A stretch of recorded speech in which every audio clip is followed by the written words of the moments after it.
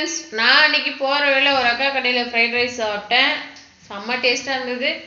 அந்த அக்கா கிட்டே கேட்டுட்டு வந்து எப்படி செய்யலாம் பார்க்கலாங்களா? வாங்க. முதல்ல எண்ணெய் ஊற்றிக்கலாம்.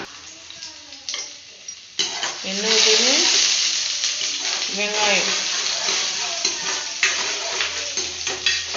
இது ஃப்ரைட் ரைஸ். வாங்க எப்படி செய்து பாருங்கள். எல்லா காயும் 15 மினிட்ஸ் குக் ஆகணும். கட் பண்ணி வச்சு வெஜிடபிள்ஸ் போட்டுக்கலாம்.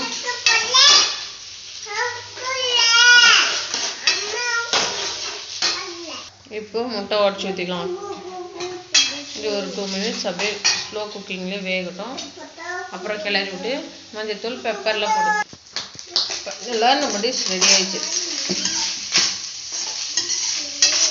சுவையான ஃப்ரைட் ரைஸ் ரெடி. வாங்க ஒரு பிளேட்டுக்கு மாற்றிடலாம். கொஞ்சம் எடுத்து சாப்பிட்டு பார்க்கலாம். பாருங்க, சும்மா அடி புளி, வேற லெவல்.